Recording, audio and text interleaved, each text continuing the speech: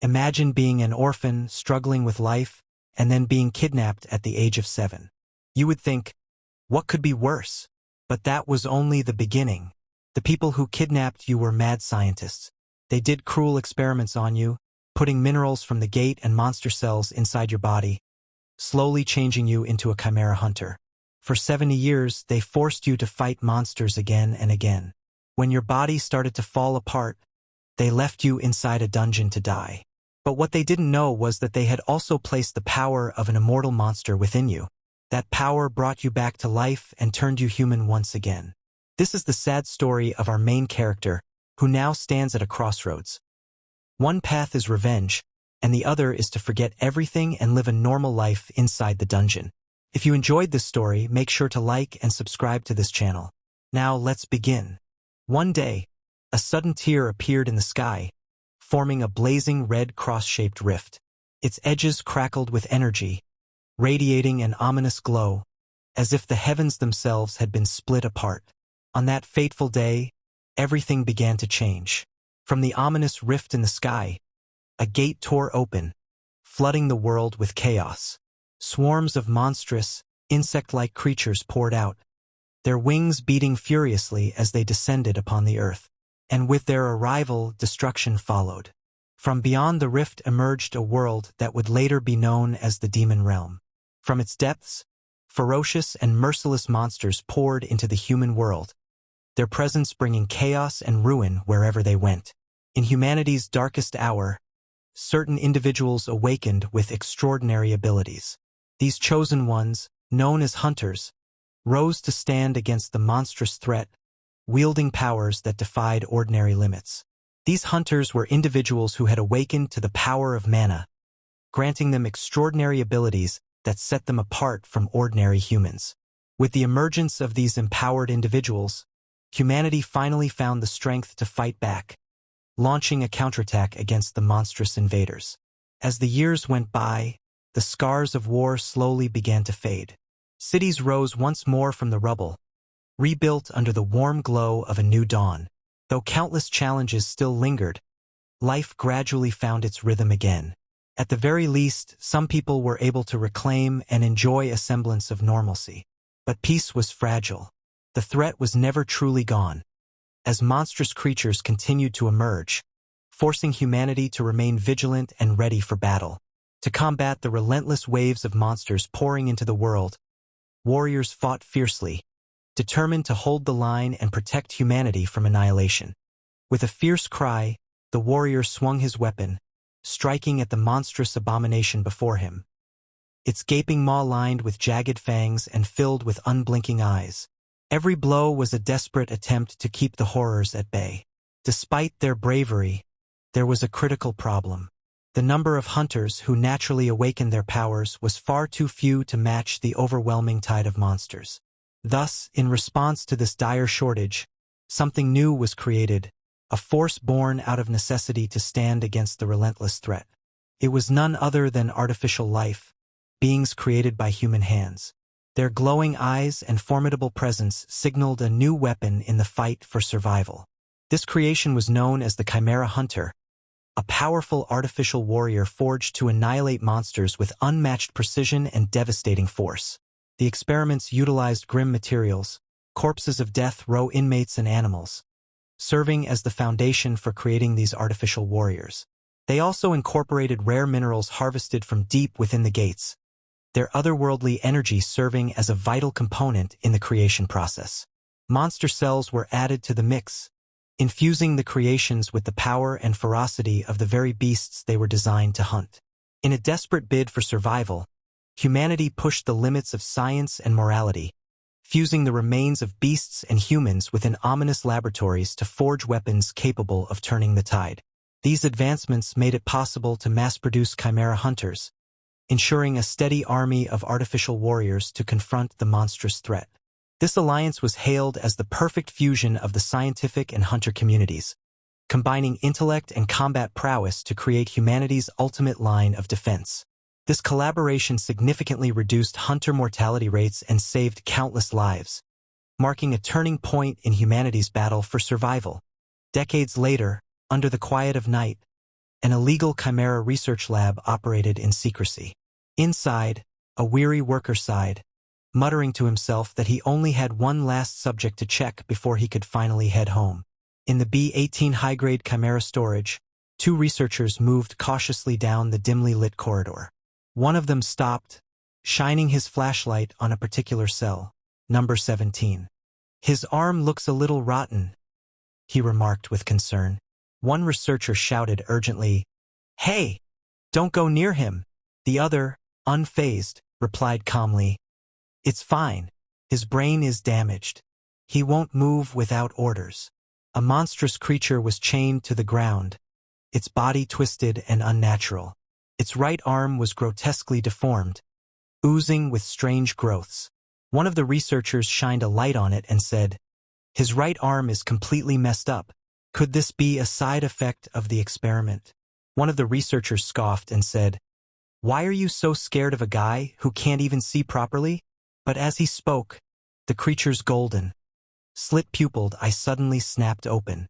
One of the researchers stammered, "Let's just roughly pass it. At this rate, he'll be discarded anyway." The other gave a casual nod and replied, "All right, man." The chained creature sat silently in the dimly lit cell, its piercing eyes locked on the two researchers. Neither spoke, the heavy atmosphere pressing down on them as the sound of chains subtly echoed in the air. Inside the lab director's office, a cold and detached voice declared, "Number 17 is now useless," sealing the creature's fate without a hint of remorse. One of the scientists reported, "His body is too badly damaged. If it were anyone else, it would have died already." The lab director, seated behind his desk, responded coldly, "How much longer does it have?" One of the scientists replied, "A month at most." The other nodded in agreement, adding, "I agree." The man smirked slightly and said, "Deploy him in this gate blockade operation. Have him guard the rear when the hunters retreat." Under the dim, cold light, the chained beast lay battered and bloodied. The directors commanded the researchers not to input a return command. Far away, in the scorching skies of the Demon Realm's Rocky Mountain region, the ground cracked beneath a lone figure. Golden streaks of power burst through the air. From the red sky above, a massive golden-scaled beast dove with its jaws wide open, teeth glinting menacingly. Its roar shook the heavens as it descended upon the horned figure below. Number 17 braced himself, his clawed legs digging into the ground as golden energy swirled around him. Blood ran down his back, but his eyes were fierce. The golden beast lunged, but number 17 swung his massive claw and ripped it apart in midair. Suddenly, the ground around him shattered violently as fiery projectiles rained down. Explosions filled the battlefield with smoke and fire, but number 17 stood tall, his eyes fixed ahead. From the cracked earth, a monstrous plant-like beast erupted, roaring as venomous vines whipped outward. The ground shook, but the white-haired number 17 didn't flinch. His massive clawed limbs crushed the earth as his glowing eyes radiated killing intent. With a burst of power, he launched into the sky, leaving a blazing trail behind him. The plant beast recoiled in fear, but it was too late. Midair, number 17 twisted and struck, his claws slicing the monster apart, chunks of red flesh raining down across the battlefield. Explosions shook the battlefield, debris flying everywhere. Number 17 opened his jaws wide, rows of sharp teeth gleaming as blue lightning sparked around them. In his mouth, a glowing sphere of energy formed, building up for a deadly attack. A flash of blue lightning blasted from his maw, shooting down like a spear of pure destruction. The beam struck its target directly, scorching everything in its way. The creature was swallowed in the blinding light, its body convulsing as it let out a terrible scream. Sparks crackled across its frame until it looked ready to tear apart from the inside. The battlefield lay in ruin, streaks of lightning still crackling in the air as the dust settled. The group stared at the lone figure ahead, their gazes filled with awe. "Amazing," one of them breathed, unable to hide their astonishment. "To annihilate so many monsters with a single attack." Another remarked, his voice tinged with respect, as expected of an S-class Chimera hunter.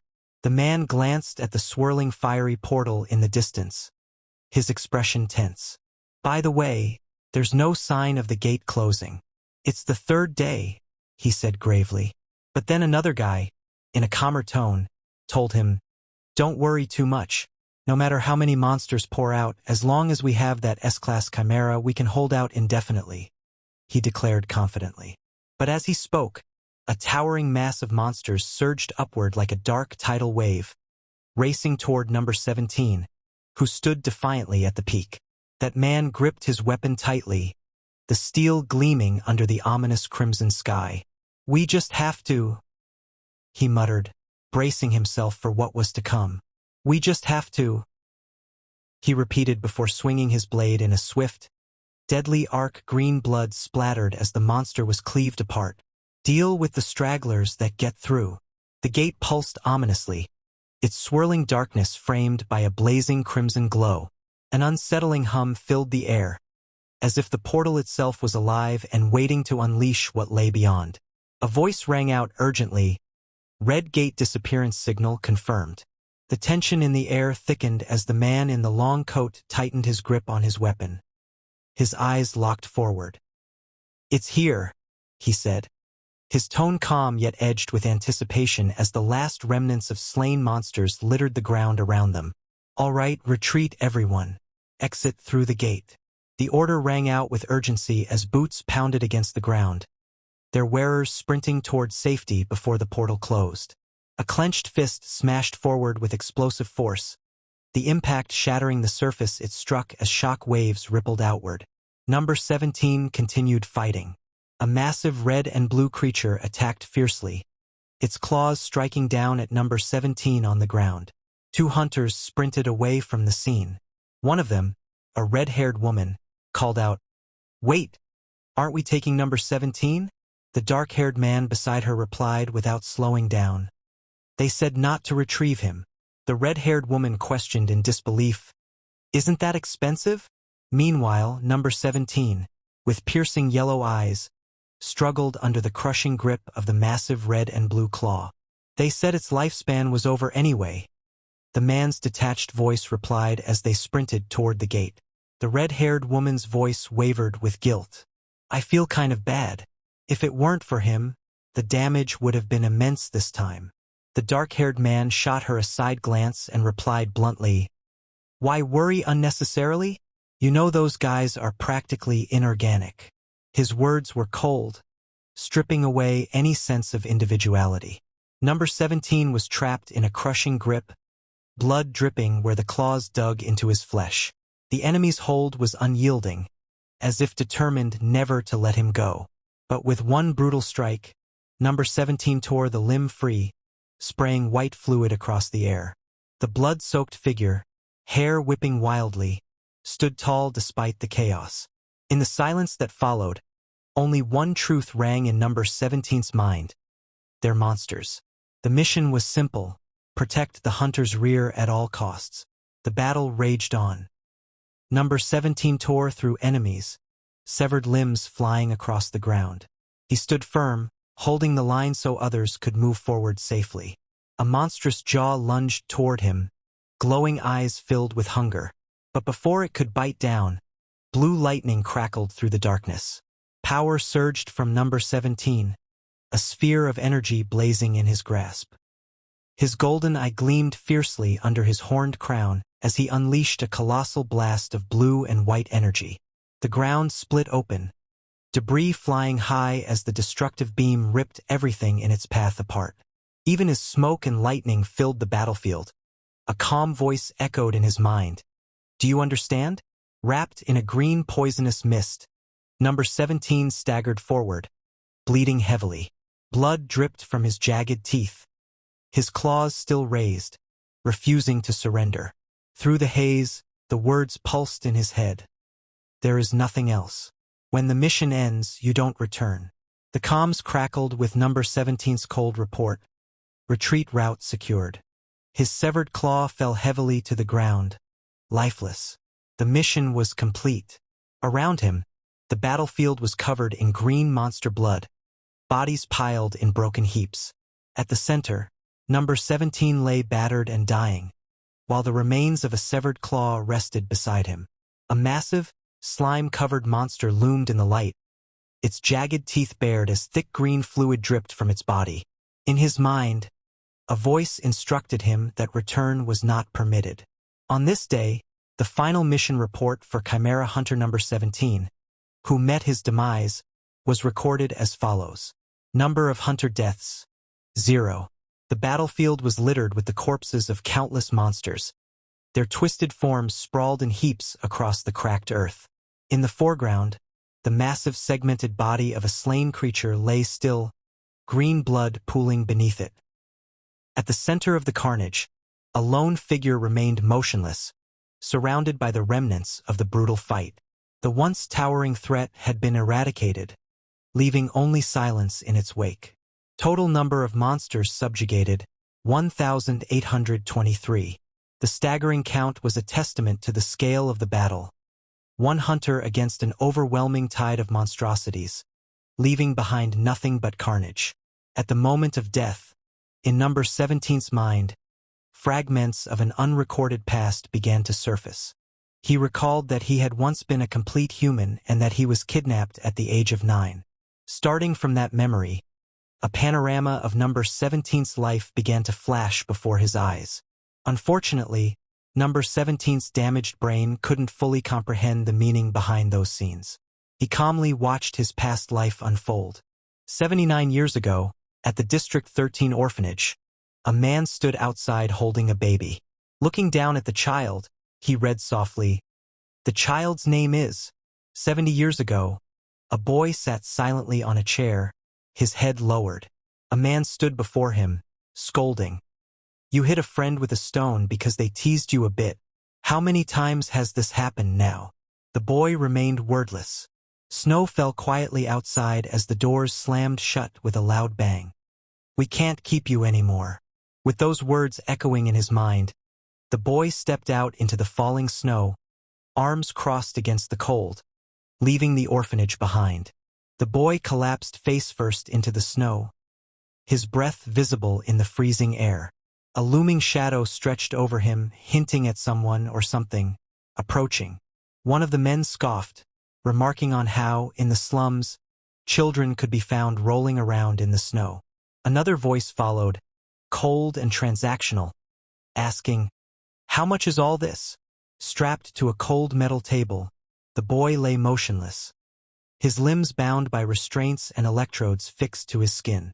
His mouth was gagged, preventing any cry for help.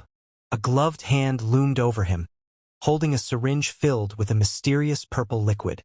From somewhere in the room, a voice questioned with chilling detachment, "Is it a new experimental subject in a dimly lit laboratory?" Several scientists stood around the restrained boy, discussing his identity with clinical detachment. "What number?" one asked. "It's number 17, another replied without hesitation. A quiet observation followed, laced with grim certainty. Spells must have been cast to ensure there was no chance of escape. One of the masked scientists gave a curt order. "Okay, record it." Another, holding a clipboard, noted in a clinical tone, "Number 17, S+ silkworm larva cell injection." Number 17's restrained hand twitched violently, the black tattoo stark against his pale skin. One of the observers spoke with clinical anticipation. "Let's watch now. What kind of reaction will appear?" One of the researchers stared at the readings in disbelief. "No side effects." Another observed the restrained boy in the chair and added, "A special ability has appeared, but his human form and ego are maintained." One of the researchers examined the data carefully and remarked, "It seems he has a unique constitution." Another, with a cold and clinical tone, ordered, "Keep implanting various things until there's a reaction." The group of scientists huddled closely together under the harsh white light, their lab coats forming a wall of secrecy. Whatever they were observing demanded their full attention. The air in the dimly lit lab grew thick with tension.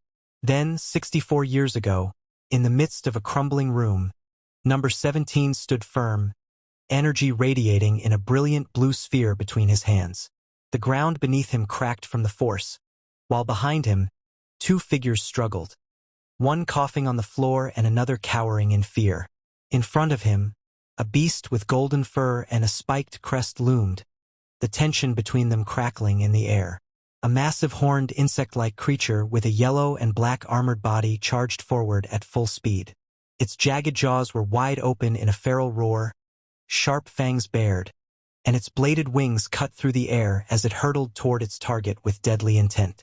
The blurred cityscape behind it made its speed and ferocity even more terrifying. The monstrous hornet lunged forward with blinding speed, but suddenly a brilliant sphere of blue energy surged toward it. The intense light illuminated its snarling jaws and menacing stinger. Moments before the inevitable impact, Number 17 extended his gloved hand toward the incoming force, blue energy swirling violently at his command. Sparks of flame danced along his arm, and the ground beneath his feet cracked and splintered from the sheer power radiating outward. The woman, clutching a young girl tightly in her arms, looked up with a relieved smile. Her voice trembled with emotion as she said, "Thank you for saving me." The fear in her eyes was slowly replaced by gratitude, while the child held on to her quietly, still wary of their surroundings. One of the uniformed men, his shoulders heavy with guilt, looked at Number 17 and said, "I'm sorry to put such a burden on a child like you, Number 17. His face calm and voice steady. Number 17 simply replied, "It's fine." The scene shifted to a pair of sturdy black boots stepping onto the cracked ground, the words 59 years ago marking the moment. Number 17 stood in the middle of a ruined battlefield, surrounded by shattered debris, the severed limbs of monstrous creatures, and craters embedded in the ground. His mind felt clouded, his thoughts fragmented. Why am I here? The question echoed in his head as he struggled to recall anything. What was I doing just now? He wondered, staring blankly at the carnage around him, as if a crucial piece of his memory had just slipped away.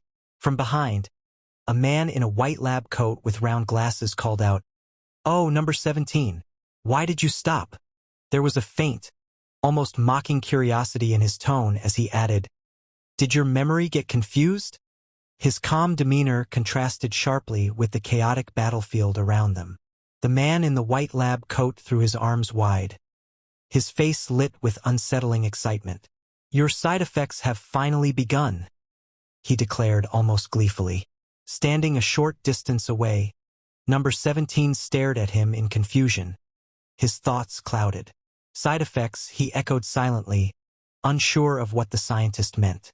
The man in the lab coat carefully documented his observations, noting, as a result of implanting over 500 types of monster cells for 15 years, 54 years ago, deep within a secret laboratory, relentless experiments took place. The result was extraordinary. A being with power beyond measure, possessing at least an S-rank hunter classification, his true strength practically incalculable. Now bound in heavy chains and drenched in blood, Number 17 sat restrained in a chair, his monstrous aura radiating in the dim light. The scientist, unable to hide his manic pride, declared him the lab's greatest success. 20 years ago, a gloved hand held out a piece of raw meat, the gesture deliberate and coaxing. "All right, Number 17. Good boy." The voice called out softly, as if speaking to something dangerous that needed careful handling. The young woman flinched back in shock as a large bird-like creature with sharp features and blazing orange eyes lunged toward her. "Whoa!" she exclaimed instinctively, stepping away from the sudden aggressive movement. The woman crouched a short distance away, smiling in satisfaction. "See, I told you it would eat," she said, watching the creature tear into its meal. This monster was Number 17. Nearby, a mother turned away in disgust. "It's gross." A man gently covered his young son's eyes. "Don't look at things like that," he said firmly. 3 days ago, a blinding surge of energy erupted in the air, splitting the sky with crackling light. Number 17's golden eyes widened, reflecting the storm of power as arcs of electricity danced violently around him. massive and grotesque. Number 17 let out a final haunting roar as his body began to dissolve into fragments of light. His fading voice echoed through the air, repeating in a broken mechanical tone, "All missions complete." As the sun dipped low on the horizon, its golden rays illuminated a vast, jagged chasm that tore through the barren land.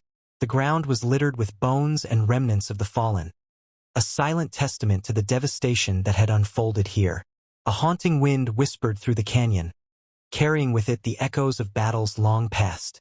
Amid the desolate expanse, a single weathered bone lay half-buried in the dust. The bone shifted suddenly, scraping against the dry earth as if stirred by an unseen force. In an instant, with a blinding pillar of light, the bone erupted from the ground, tearing through the darkness and piercing the sky. A massive spinal column brimming with crackling energy shot up from the earth, each segment pulsing with unnatural vitality. The narration echoed ominously. This was no ordinary relic. It carried within it the combined power of 527 different types of monster cells, a grotesque fusion of countless creatures' strengths. Its skeletal frame continued to assemble, ribs locking into place around a dark, pulsating core. This abomination was no mere monster, but Chimera Hunter number 17, a weapon forged from the cells of hundreds of deadly beasts, reborn for one purpose alone. From its spine and ribs, sinewy cords of muscle began weaving into place, twisting and binding together with unnatural speed. The once lifeless bones pulsed with grotesque vitality, each fiber brimming with monstrous power as the creature's body took shape. A blinding explosion erupted, flooding the darkness with searing light. Then, bare feet touched down softly on the cracked ground, the air around them still hazy with lingering smoke from the blast. He looked down at his hands in disbelief, his voice trembling. What is this? The unfamiliar warmth of flesh replaced what he had once been. A haze of confusion filled his mind as he took in his transformed body. Human again now? He asked himself, the words barely more than a whisper. Bathed in the warm glow of the rising sun, he stood at the center of the barren land, his shadow stretching long across the cracked earth. The massive stone arch framed the light behind him, as if the world itself were announcing his return. Revival. The man stood there looking down at himself in disbelief. His voice trembled as he wondered if he had truly returned to being human again. He looked at his hand, noticing the monstrous claws that had formed. Although he appeared human, he realized that the monster cells within him still remained, meaning he couldn't truly call himself human. Reflecting on the situation, he thought that a lot of time must have passed. And since the lab hadn't come to retrieve him, something unusual was going on. He realized he had been discarded. The experimental number once engraved on his wrist had vanished as well. Looking at his hand, he wondered if this meant he was finally free, no longer bound to the lab or its control. Thinking about the nature of this power, he concluded that such a transformation could only belong to an immortal type ability. He understood the nature of the ability. It allowed the body to revive up to 3 times as long as its core remained intact and wasn't destroyed. He recalled how it was believed that human and immortal cells could never fuse. Yet looking at himself now, he realized that his body had fully recovered, restored to its peak condition. He realized that with all the side effects of the experiment gone, his condition had reached its best state. The constant haze that clouded his mind since the beginning had finally lifted. Even the spells engraved on him to prevent escape or rebellion had completely disappeared.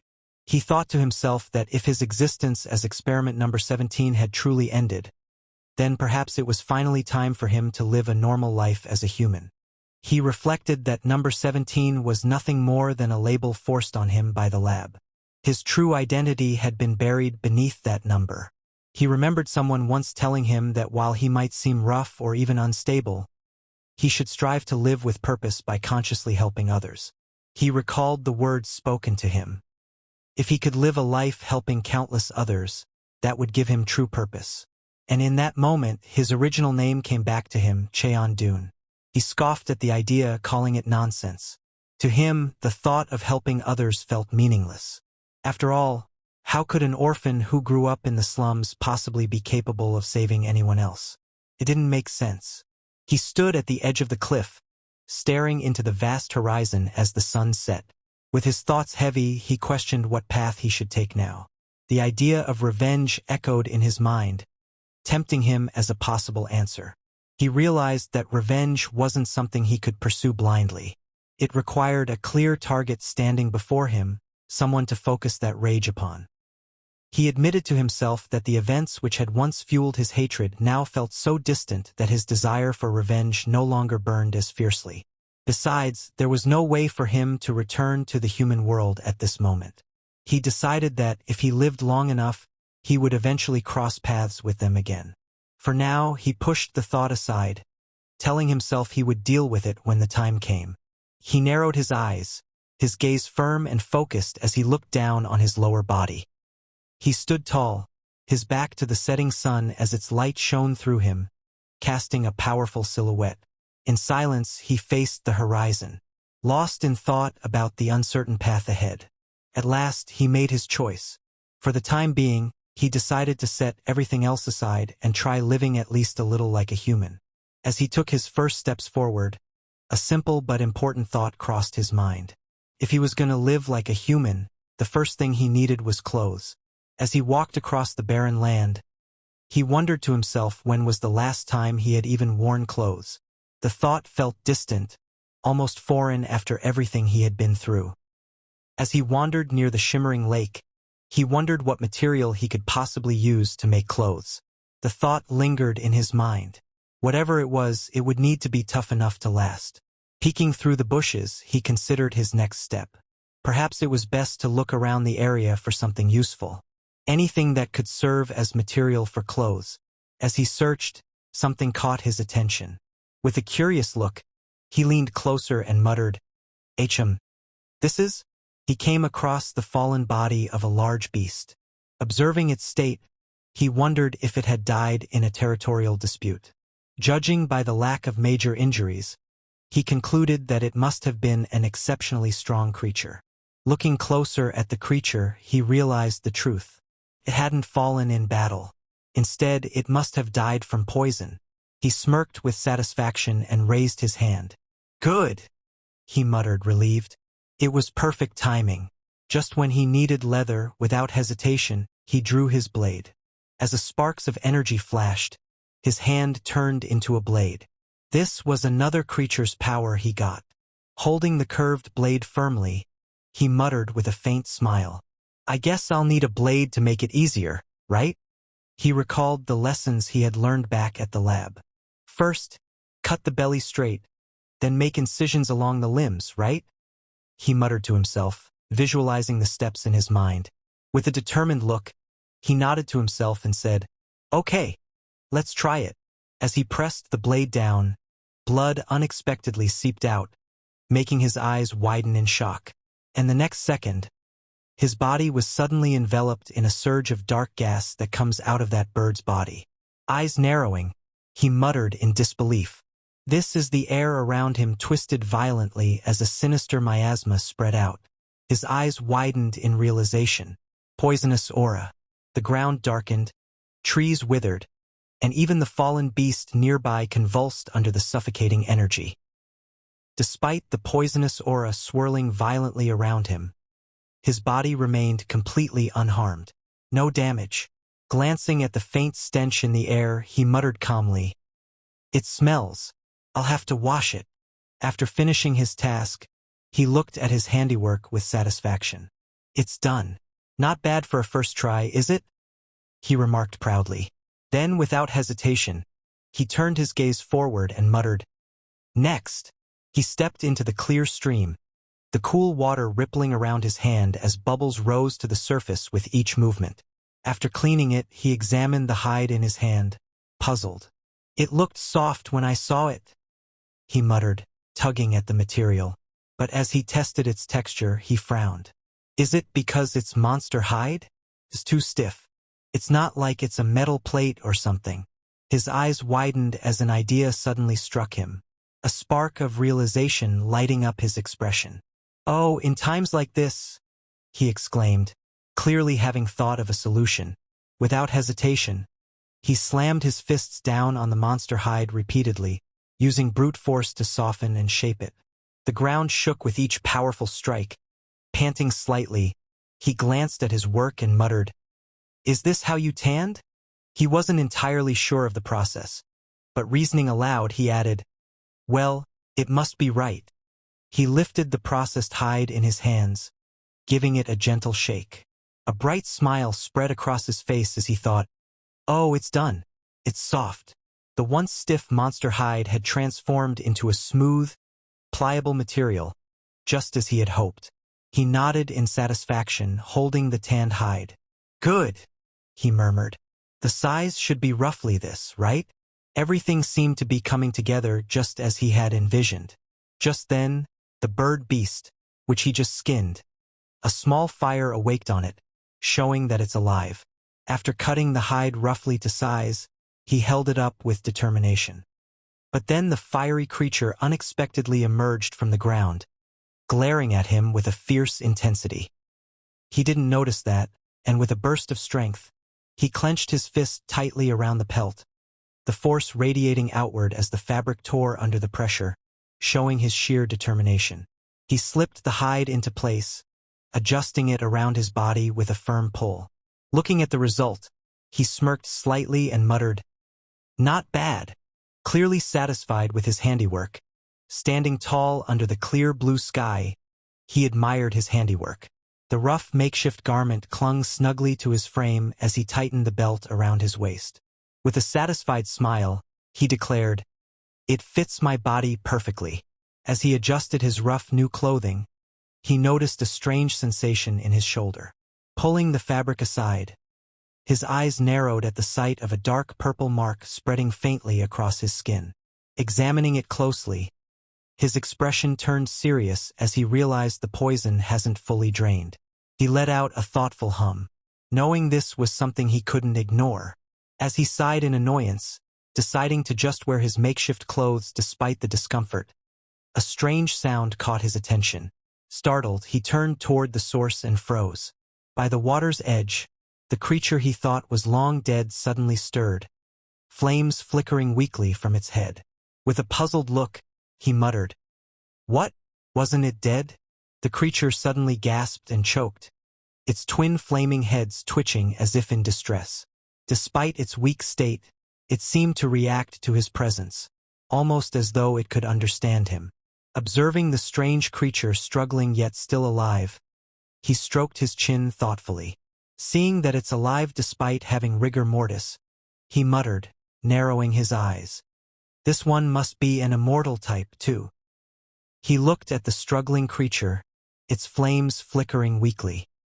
"If it were before, I would have killed it without hesitation because I was a hunter. But now, as he studied it more closely, he realized the opponent is already weakened and not even a threat. There's no need to kill it." He looked at the weakened creature and smiled softly. "You and I are both lucky. Since it's our second life, let's live well." As he turned and walked away, he glanced back one last time. "If fate allows, we'll meet again somewhere," he said calmly. The weakened creature lay in silence, its fiery gaze following him as he disappeared into the distance. Bare footsteps echoed softly against the rocky ground as he slowly emerged from the shadows, each step carrying an eerie weight in the silence. Now that he had managed to take care of his clothes, he walked forward with determination. What he needed next was clear. "I need a house," he thought, already planning his next step for survival. Suddenly, the ground beneath him began to crack, faint sparks flickering out as the stones split apart. Something was about to emerge from below with a deafening screech. A colossal centipede-like monster burst forth, its sharp mandibles snapping and its many legs clawing at the ground. The man stood calmly, hands folded behind his back, staring up at the towering creature without a hint of fear. The monstrous centipede loomed high above, its razor-sharp claws glinting menacingly as it prepared to strike. From below, the man stood firm, gazing up at the towering beast with unwavering calm, his posture unshaken despite the terrifying sight. The young man looked up at the towering creature with calm eyes, tilting his head slightly as he asked almost casually, "Is it too dark here?" With a single sweeping motion of his arm, the young man unleashed a devastating strike. A sharp arc of force ripped through the air, slicing cleanly across the monstrous centipede's body. Green blood sprayed wildly as the beast screeched in agony, its massive form reeling back under the overwhelming power of his attack. The young man calmly turned his back with his hands folded neatly behind him. He walked toward the light at the end of the tunnel. His voice was cold and indifferent as he dismissed the fallen creature with just one word: rejected. Then he went to a snowy mountain. A cold wind swept across the mountains, carrying with it a relentless flurry of snow. Their large white-furred beast with a blue face lay in the snow, its mouth wide open in a cry filled with sharp fangs. Snowflakes fell around it as it struggled. RMC walked past the fallen snow beasts lying across the ground. Looking at the desolate frozen land around him, he thought to himself that it would be difficult to find any food in such a place. So, this place was also rejected. He then walked through the dense forest and suddenly he wrinkled his nose in disgust. The foul odor in the air made him frown, and he muttered to himself about how unbearable the smell was. This was also rejected. He then stepped into a dark cave, noticing the damp walls and the sticky green liquid dripping down from above. The air felt heavy and wet, making him frown in discomfort as he muttered to himself that the place was far too humid. This was also rejected. He left the damp cave behind only to step into another place where streams of lava glowed brightly. The intense heat pressed against him, and with a weary sigh, he muttered that it was unbearably hot. He also rejected it. Stepping out into the open, he was met with a clear blue sky and warm sunlight pouring down. Standing tall on the edge of a rocky cliff, he looked around in surprise and quietly muttered, "Oh!" as the brightness washed over him. Standing atop the cliff, he gazed at the breathtaking sight before him. Lush greenery, cascading waterfalls, and a rainbow shimmering in the sunlight. With a hint of surprise, he admitted to himself that the scenery was quite impressive. He never thought he would one day find the demon realm beautiful. Looking out at the peaceful scenery, he wondered aloud if he should explore further. Without hesitation, he leapt gracefully from the cliffside, ready to look around a bit more. He landed with force, the ground cracking beneath him as dust and debris scattered. The impact shook the earth, showing the sheer strength behind his leap. He stood by the water's edge, gazing down at the clear surface. Beneath the gentle ripples, schools of fish swam freely. Observing the scene, he noted that the water was clean and full of life with plenty of fish to be found. From beneath the surface, sharp-toothed fish lunged upward with menacing glares, their jaws wide open. Watching them, he thought they looked quite delicious. He imagined that if he caught one and roasted it on the spot, it would feel just like camping. He rubbed his chin thoughtfully, imagining a simple life by the water, with the abundance of fish acting as a natural food source. He pictured himself building a small house, sitting outside by a campfire and living peacefully in the area. As he walked further, his eyes caught sight of bright yellow flowers blooming under the clear sky.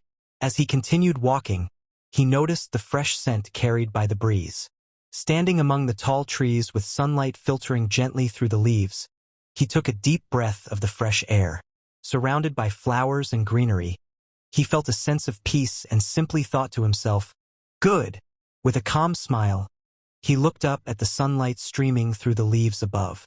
Feeling at peace, he softly envisioned the name for his future home, Cheon Dwan House. As leaves gently rustled down from the trees, a single word seemed to echo through the air: approved. At the same time, in that dungeon beneath the wide blue sky, leaves drifted gently across the open plains. The land stretched far into the distance with mountains rising faintly on the horizon as if marking the beginning of a new journey. Suddenly, cracks began to spread across the space. The cracks in the space split wide open, releasing a blinding blue light. In an instant, a swirling vortex appeared, twisting violently as if tearing through space itself, ready to connect this land to another realm. With a thunderous crash, something comes out of the vortex and slammed into the ground, scattering dirt and debris in every direction. From within the smoke and dust, a dark figure emerged. Sparks of red energy crackled around its body and its heavy steps pressed into the ground. Through the smoke and glowing embers, a robot-like figure appeared, its eyes burning a deep, menacing red. Sparks of energy flickered across its body as it looked around, its mechanical voice echoing with a question. This is the demon realm. On the other hand, our MC clenched his fist, determination shining in his eyes. He told himself that the first step would be finding a proper site to build his house, setting the foundation for the life he envisioned. With a powerful motion, golden energy burst forth from his hand, arcing through the air. It shot downward like a blazing streak of light, slamming into the forest below with explosive force, marking the spot where he intended to build his home.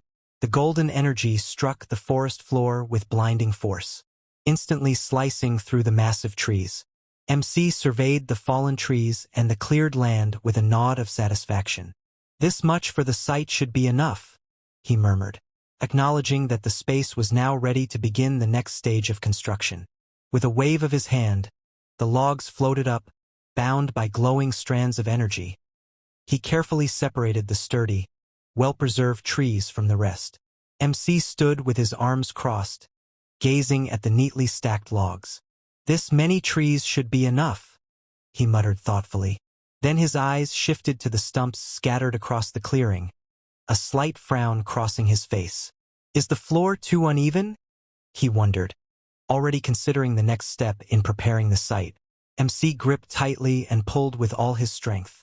In an instant, the ground erupted with a thunderous crack as roots and earth were torn apart. Splinters, soil, and leaves burst into the air, the sheer force of his action flattening the uneven land beneath him. He looked over the vast cleared land, satisfied with the result of his effort. The once uneven ground was now leveled, open to the sky. He pressed his hand firmly against the wooden surface, his thoughts calm and focused. I just moved my hands and feet as my heart guided me, he reflected, allowing instinct to lead the way rather than overthinking. Balancing the massive log on one shoulder, he examined the ground carefully. First, I'll plant pillars at each corner, he muttered. The heavy logs sank into the ground with a solid thud as he planted them firmly in place. What do they call this? Free will? He wondered, a faint smile tugging at his lips. Despite the sweat on his brow, there was a lightness in his heart. Anyway, it's fun. Is it because it's my first time building my own house? He thought, feeling an unfamiliar sense of satisfaction. He moved quickly, almost like a blur, placing one plank after another with steady precision, straightening the base of the structure. Step by step, the house was beginning to take shape. He examined the sticky green substance oozing in his hand, its slimy texture bubbling faintly, building walls. He muttered. Since there were no nails to use, he had to improvise. With a firm nod, he decided, I'll use snail-type monster mucus instead. He carefully pressed the logs together, using the thick green mucus as adhesive. Once it hardens, he thought, it'll be as solid as rock. A faint smile crossed his face as he added, what waterproofing in a way as the bright sky, golden rays spilling down as the leaves rustled gently in the breeze. Now for the finishing touches, he murmured, ready to complete his work. He looked up with a satisfied smile, hands resting on his hips as the sunlight shone down on him. Good, he said confidently. Most monsters won't even dare to approach. MC stood proudly in front of the small wooden hut, its walls reinforced with snail-type monster mucus and decorated with silkworm larva's cocoon silk. Despite its unusual construction, he smiled with satisfaction. Quite cozy. I like it, he said. Clearly pleased with his work, he stood in thought as he examined his work. But it's a bit lacking, he muttered to himself, a slight frown forming. It felt like something was missing, though he couldn't immediately put his finger on what it was. He pondered to himself, what was a normal human house like? His mind drifted back to a memory of a classroom. A teacher stood at the front, pointing to a projection on the screen. "See, this is what a regular house looked like before the gate opened," the teacher explained. As the students watched an image of an ordinary home with people and a dog in the yard, he recalled the images from the educational videos he had seen back at the lab. In those recordings, families often gathered happily in their yards, children laughing, parents smiling, and even pets playing around. He glanced into the distance, watching the empty yard. That said, "I can't raise human world dogs in the demon realm," he admitted to himself, realizing the harsh reality of his situation. Kneeling down and pressing his hand against the ground, he muttered to himself, "Plants? Should I make a vegetable garden? But what can I even plant in the demon realm?" His eyes widened in realization, and with a sudden spark of inspiration, something had just come to his mind. He suddenly remembered something important. There was a snowy mountain nearby, he thought, eyes lighting up at the idea. Then, with a spark of excitement, he wondered aloud, "Should I plant mandragora?" As snow whirled fiercely around the towering peak, the mountain shrouded in a relentless blizzard. The icy winds howled as if warning anyone who dared to approach. Mandragora's habitat lies in the deepest mana peaks of snowy mountains, but our MC trudged barefoot through the icy terrain. Snowflakes swirling all around him, he muttered to himself with a shiver. Speaking of which, it's really snowing a lot. As expected of a snowy mountain. Snow fell heavily around him as he looked up at the gray sky. A distant memory surfaced. It was snowing this heavily the day I was kidnapped to the lab, too, he thought. The bitter recollection weighing on him like the icy flakes settling on his hair and shoulders. The memory replayed vividly in his mind. At that moment back then, it was so cold he actually thought being kidnapped was a relief. Looking back, there are some good points about becoming a chimera, he thought. Unlike before, when the cold could strip away his life, now he felt none of its bite. Hunger and freezing, once constant threats, were no longer concerns. It was a grim sort of comfort, but a comfort nonetheless. The snowfall began to ease. The once blinding flurry now reduced to drifting flakes that swayed gently in the wind. Anyway, judging by the mana I'm feeling, I must be almost there, he thought. He stopped in his tracks, his gaze falling on the small cluster of vibrant green plants pushing through the snow, their leaves glistening despite the cold. "Found it," he muttered with relief. Luckily, it wasn't a wasted trip. MC knows that plants in front of him has fragile nature. Mandragora are sunfish-like monsters, highly vulnerable to stress. They can die from even the smallest environmental changes. MC crouched in the snow, carefully examining the plants. If I'm going to relocate them, I guess younger, more adaptable individuals would be better, right? He muttered to himself with a measured decision. He concluded, just 3 roots would be enough. As he yanked the mandragora from the ground, the realization struck him immediately. They're going to scream. I should have covered my ears. As he pulled the plant from the ground, instead of a scream, the little mandra let out a soft sound. The small creature wiggled in his hand, its leafy head swaying and its round body covered in bits of soil. He blinked in surprise and thought, "Huh? What is this?" He carefully pulled out another mandragora. The tiny creature blinked and let out a soft sound. He looked at it in surprise and thought, "One more." He stared at the tiny creature in his hand and thought in disbelief. This one, too. The little mandragora wriggled loudly, surprising him even more. He looked at the little creatures in disbelief and thought, "No way. Are they?" The tiny mandras wriggled in his hands, making soft noises. Watching them closely, he wondered, are they sleep-talking? It was well known that mandragora scream is actually a phenomenon that happens only when humans artificially cultivate them. It was revealed that in the low-mana human world, when mandragoras are placed under extreme stress, if they are forcibly pulled out, they let out a terrifying scream and die as a result. MC observed that since this was the demon realm, the mandragoras didn't scream when pulled out. However, what puzzled him was their lack of resistance. At this point, they should have been struggling desperately to escape. Yet they remained still. He suddenly realized the reason behind the mandra's unusual behavior. Instead of resisting, they seemed to recognize him as kin. Because Mandrora cells had also been implanted in his body, he calmly tucked the small Mandroras away, relieved by how easily they accepted him. With a faint smile, he thought that this worked out well. After all, it was better for them if they felt less stressed. MC began to imagine the possibilities for the future. Once the Mandroras had grown well, he thought perhaps he could ask them for a few root tendrils to brew tea or even enjoy their fruits as snacks. The thought made him smile as he pictured it vividly.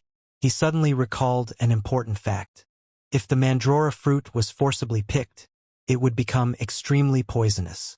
Realizing this, he concluded that he would have to persuade them kindly instead of trying to take it by force. MC stood on the snowy cliffside, his eyes narrowing as he listened carefully. From the distance, faint cries echoed through the mountains. "It seems there are hunters nearby," he muttered. Though uncertain of their purpose, he couldn't understand why anyone would risk venturing into such a dangerous snowy mountain. He smirked with a confident glint in his eyes. Turning slightly, he asked aloud, almost playfully, "Shall I go grab some gate stone quickly?" On the other hand, two men were fighting something. One of the men clenched his teeth in fury, shouting, "Damn it!" to use us as bait and run off. His companion, gripping his weapon tightly, snapped back with urgency. "They're coming again." The tension in their voices revealed just how dire their situation had become. From the darkness of the snowy forest, monstrous creatures lunged down upon the hunters with terrifying speed. The two men on the ground braced themselves, weapons raised, but the overwhelming number of beasts was too much. A monstrous snow beast lunged forward, its gaping jaws splitting unnaturally wide. Inside its maw, rows of razor-sharp fangs glistened. But what was even more horrifying were the writhing fleshy tentacles that extended from its throat. The hunters were now face to face with a nightmare far beyond their imagination. One man thrust his hand forward, summoning a glowing blue barrier that blocked the charging beasts. The creatures slammed into the shield with force, but he gritted his teeth and held on, straining under the impact. Sweat ran down that man's face as he gritted his teeth, his expression filled with strain and fear. His strength was failing, and with a trembling voice he muttered, "No good." Cracks began to spread across the barrier, glowing faintly under the pressure. His hands trembled with effort as he realized in fear. The barrier will break soon. The cracks in the glowing barrier spread rapidly as the man's strength faltered. Beads of sweat rolled down his face while regret filled his thoughts. He cursed himself silently. "I should have just stuck to odd jobs. Why did I even volunteer to find the chimera?" The barrier finally shattered into glowing shards, scattering into the air. The man screamed in pure desperation, his voice cracking, "Help!" as monstrous beasts lunged toward him. Just then, a light shined in the sky. It crashed down from the sky, followed by a deafening explosion. The ground erupted, blasting dirt and stone into the air as shock waves tore through the battlefield. The monsters, feral rabbit-like beasts with bloodthirsty eyes, snarled and growled, surrounding the two men trapped in the chaos. One soldier, barely able to stay on his feet, trembled as he raised his gun, while the other sat on the snow, wide-eyed and frozen in terror. His voice cracked as he stammered, "What is that?" From within the swirling smoke, an ominous silhouette slowly began to emerge. Through the thick smoke, the soldiers squinted their eyes in shock. One of them stammered in disbelief, realizing the dark silhouette was not a beast, but a human figure slowly emerging from the haze. Out of the dust and smoke, an RMC finally appeared. His face was calm and unreadable, his silence carrying more weight than words. As he stood there, he narrowed his eyes at the creature before him. It looked like a snow rabbit, but its fierce glare and sharp fangs revealed it was anything but ordinary. But the snow rabbits froze in place. As an ominous presence loomed above the MC, he released his killing instinct, and a massive shadowy figure with glowing eyes appeared, its terrifying aura filling the air.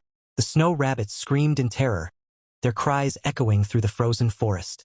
Panic spread among them as they leapt and scattered in every direction, desperately trying to escape. The two hunters stared in shock, disbelief written across their faces. One clutched his wounded arm, his voice trembling, said, "It's impossible. A B-class monster running away as soon as it sees him." In the quiet moment that followed, one hunter expressed gratitude, saying how thankful they were for being saved. One of the hunter introduced himself as Kim Tahan and pointed to his companion, Ong Ju. With a respectful tone, he asked MC for his name. MC calmly replied that he is Cheon-dun. Kim Tahoon's mind raced as he studied the MC before him. Cheon-dun? I've never heard that name before, he thought. The MC's ragged outfit only deepened his suspicion. What's with those clothes? Could he be a reclusive hunter? MC couldn't help but question, why are they here? From their appearance, they clearly seemed like a D-class hunter. There was no way they didn't know how dangerous the snowy mountain was. One hunter hesitated before replying that this is because of money. They told MC that a request had been issued to capture a chimera alive. The reward offered was said to be substantial. Hearing this, MC's eyes sharpened as he muttered softly to himself. A chimera. One of the hunter explained with a laugh that a test subject had escaped from the lab. It was said to be some kind of machine creature, and while fleeing it supposedly jumped into a gate. Hearing this, MC thought to himself with relief. If it's a machine creature, then they're not looking for me. MC made up his mind, thinking to himself, I should grab the gate stone and go. MC then questioned suspiciously, but where are your bags? You didn't come to the demon realm empty-handed, did you? The gate stone. One of the hunter quickly made up an excuse, stammering that those team members, those guys took everything and ran off. Clutching his wounded shoulder, the man gritted his teeth and shouted. They intended that from the start. Inwardly, he regretted not realizing it sooner, thinking, I should have noticed when that B-class hunter offered to let me join. Those traitorous hunters laughed and fled, leaving monsters in their wake. Hearing that, MC thought to himself, then the gate stone is with them. The nervous hunters, their bodies trembling from exhaustion, pleaded with MC. Don't you have any plans to return? We're almost at our limit, you see. One stammered desperately. The other added, you know well what happens when you're contaminated by mana, don't you? They looked at him with a mix of fear and urgency, hoping for mercy. Well, the time a hunter could endure in Demon Realm varied greatly depending on their awakening grade. If they failed to return to the human world in time to purify the mana within them, most would inevitably die. But there was one anomaly. Our MC was the exception. Both of the hunters' desperate voices echoed. One asks that can't he please take them to the human world, adding that his pregnant wife is at home, but MC wasn't listening to them and was using his powers to search the other hunters. Found them, he muttered, locking onto his targets with unwavering focus. The desperate plea of the hunters was suddenly cut short. With a thunderous burst, MC shot forward with terrifying speed, the force leaving a deep crater behind. The two hunters froze wide-eyed as Cheon-dun suddenly leapt into the sky with incredible speed. The hunters panicked and shouted after him. Mr. Cheon-dun! One of them cried out in shock. Where are you going? The other yelled, their voices filled with confusion and desperation. On the other hand, the little robot was running away, its glowing eyes fixed on the bright streak. It didn't say a word, only a quiet pause, as if processing everything it had just witnessed. The little robot reached at the edge of the snowy cliff, its small footprints trailing behind it. From above, it gazed down at the dark, thorn-filled forest below. Snow fell gently, but the eerie sight of the twisting shadows made it cautious. The robot quietly noted to itself that this place seemed very dangerous. From behind, a group of hunters spotted the small robot standing ahead on the snowy cliff. Seizing the moment, one of them shouted that this was their chance and urged everyone to capture it quickly. Without hesitation, they all charged forward, shields and weapons ready. The small robot turned its head slightly, its glowing eyes steady as faint sparks lit up around its frame. In a calm yet ominous tone, it muttered, dangerous things. The robot's transformation was sudden. Its once warm yellow eyes now burned with a sinister red glow. Crimson sparks and violent energy crackled around its body as its form shifted into a darker, more menacing version of itself. The robot system activated, its cold voice echoing just one command. Its only purpose now was clear, to eliminate everything in its path.